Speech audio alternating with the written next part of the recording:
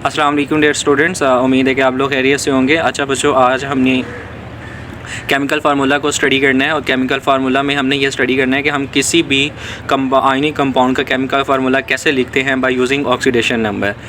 अच्छा बच्चों, last lecture में हमने ये स्टडी किया था कि ऑक्सीडेशन नंबर क्या होता है, ठीक है, और हमने ऑक्सीडेशन नंबर फाइंड कैसे करते हैं इसको भी हमने स्टडी कर लिया था, ठीक है। अच्छा, आज के हमारे टॉपिक में बेसिक जो की पॉइंट्स होंगे, लर्निंग पॉइंट्स होंगे, वो क्या है कि आज के लेक्चर में हम ये स्टडी करेंगे कि जो कंपाउंड है वो इलेक्ट्रिकली न्यूट्रल क्यों है। इसके अलावा जो है वो हम एक कंपाउंड को, केमिकल कंपाउंड को ऑक्सीडेशन नंबर के थ्रू कैसे लिखते हैं, और फिर हम क्रिस क्रॉस मेथड को करेक्टली कैसे अंडरस्टैंड करेंगे या कैसे अप्लाई करते हैं, ये चीज़ भी हम यहाँ पे आज के लेक्चर में स्टडी करेंगे।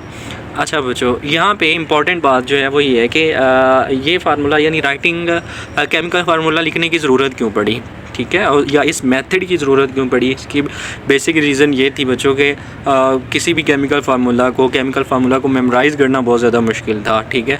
तो उसको मेमोराइज़ करने के लिए, अंडरस्टैंड करने के लिए every ionic compound must be electrically neutral है, वो कैसे है, इसको हम इस चीज़ को अंडरस्टैंड करने के लिए ये वाला मेथड जो है वो डिस्क्राइब किया गया, ठीक है। अच्छा, इसको डिस्क्राइब करने से पहले हम चंद एक चीज़ें जो है ना वो बेसिकली हम अंडरस्टैंड कर लेते हैं, और वो बेसिक चीज़ें क्या हैं। सबसे पहले है बेटा आयोनिक कंपाउंड। तो हम आयोनिक कंपाउंड को डिफ़ाइन कर लेते हैं कि आयोनिक कंपाउंड है क्या। आयोनिक कंपाउंड बेटा क्या है कि जब एक मेटल जो है वो आयोनिक कंपाउंड क्या है बेटा कि जब एक मेटल जो है वो अपना इलेक्ट्रॉन ट्रांसफ़र करता है, किसको ट्रांसफ़र करता है, किसी नॉन मेटल को ट्रांसफ़र करता है, तो इस केस में जो चीज़ बनती है, जो नया कंपाउंड बनता है, उसको हम आयोनिक कंपाउंड बोलते हैं, ठीक है। इसमें अब जो मेटल है, जो इलेक्ट्रॉन, चूँकि ये क्या कर रही है, ये डोनेट कर रही है, तो ये पॉजिटिव आयन बन जाएगा, और जो नॉन मेटल होगी वो पॉजिटिव नेगेटिव आयन कहलाएगी, जिसको हम एनाइन बोलेंगे, ठीक है। अगर हम इसमें एग्जांपल की बात करें तो सोडियम क्लोराइड है, मैग्नीशियम ऑक्साइड है, कैल्शियम क्लोराइड है। इन दिस केस अब इसमें क्या होता है कि जब हम सोडियम का रिएक्शन जो है वो क्लोरीन के साथ करवाते हैं, तो सोडियम क्या करता है, अपना एक इलेक्ट्रॉन जो है वो कम्प्लीटली तौर पर क्लोरीन को ट्रांसफ़र कर देता है, और यूँ इन पर एक पर पॉजिटिव चार्ज आ जाता है और एक पर नेगेटिव चार्ज।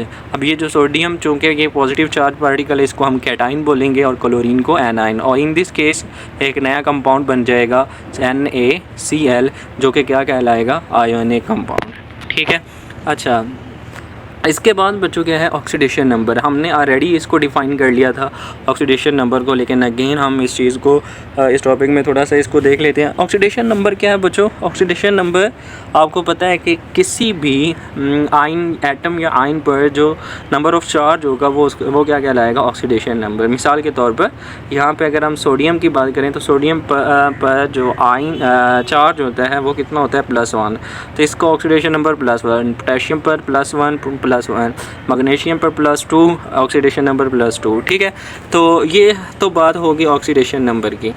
अब यहाँ पे हम ये देख लेते हैं, अब हमारा जो है वो इस टॉपिक का मेन कॉन्सेप्ट है कि रूल क्या है, यानी अगर इस तरह कोई कंपाउंड हो, आयोनिक कंपाउंड हो, तो उसमें क्या रूल फॉलो होता है। सबसे पहला स्टेप ये है कि इसमें हम क्या करते हैं, हम जो है वो कैटाइन को फर्स्ट में लिखते हैं। मिसाल के तौर पर हमने रिएक्शन करवाया सोडियम प्लस क्लोरीन का, ठीक है। तो इन दिस केस अब हमने फार्मूला बनाना है। सोडियम पर प्लस चार्ज है, क्लोरीन पर माइनस चार्ज है, तो इसका हमने आगे नेक्स्ट फार्मूला लिखना है। तो उसके लिए हम क्या करेंगे, पहले देखेंगे कि पॉजिटिवली चार्ज पार्टिकल कौन सा है, और सोडियम पॉजिटिवली चार्ज पार्टिकल है, इसको हम फर्स्ट में लिखेंगे, ठीक है।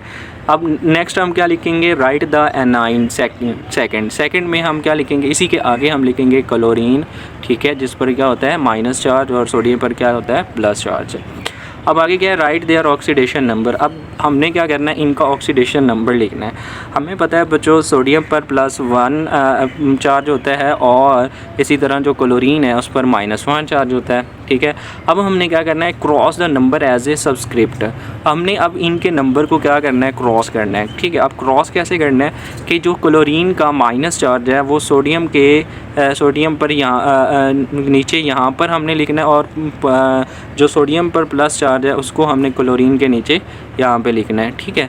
अब नेक्स्ट क्या होगा, सिंप्लीफाई इफ पॉसिबल। अब हमने इनको फिर सिंप्लीफाई करना है, ठीक है। सिंप्लीफाई करने का मतलब क्या है कि जैसे यहाँ पे +1 दिया हुआ है, यहाँ पे -2 दिया हुआ है, ठीक है, -1 दिया हुआ है, तो दोनों सेम, अगर बेटा याद रखना दोनों सेम चार्ज हों तो दोनों सेम चार्ज जो हैं वो एक दूसरे को कैंसल आउट कर देते हैं, और यूँ इनका जो सिंपल फार्मूला लिखा जाता है वो क्या लिखा जाता है, NaCl, ठीक है। इनके नीचे ना N1 लिखा जाता है ना Cl1 लिखा जाता है, ठीक है।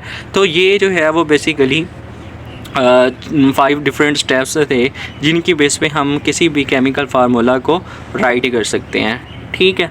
यहाँ पे क्रिस क्रॉस मेथड यहाँ पे उन्होंने एक्सप्लेन किया गया एग्जांपल्स के through, like sodium and chlorine. यहाँ पे अगर आप देखें तो वही चीज़ जो मैंने ऑलरेडी यहाँ पे आप लोगों को लिख के दिखाई है, ठीक है। अच्छा, एग्जांपल्स देखें तो एग्जांपल्स में यहाँ पे मैग्नीशियम पर कौन सा चार्ज है, +1, क्लोरीन पर -1। तो cross the charge, cross the charge हम करेंगे। क्रॉस द चार्ज का मतलब क्या है कि दोनों के चार्ज को क्रॉस करेंगे, ठीक है। और क्रॉस में क्या होगा कि क्लोरीन का -1 चार्ज मैग्नीशियम पर, मैग्नीशियम के नीचे आ जाएगा, और मैग्नीशियम का +2 चार्ज क्लोरीन के नीचे सबस्क्रिप्ट में लिख देंगे, और यूँ फाइनल फार्मूला क्या बन जाएगा, MgCl2, ठीक है बच्चों। आप लोगों के लिए यहाँ पे चंद एक एग्जांपल्स गिवन है जिनकी आप लोगों ने प्रैक्टिस करनी है, ठीक है। आप लोगों ने जो है वो पोटेशियम एंड ऑक्सीजन का कंपाउंड बनाना है, फार्मूला बनाना है, मैग्नीशियम का, क्लोरीन, कैल्शियम एंड फ्लोरीन का, एल्युमिनियम एंड सल्फ़र का। ये आपकी प्रैक्टिस के लिए है। मिलते हैं नेक्स्ट लेक्चर में। अल्लाह हाफिज़।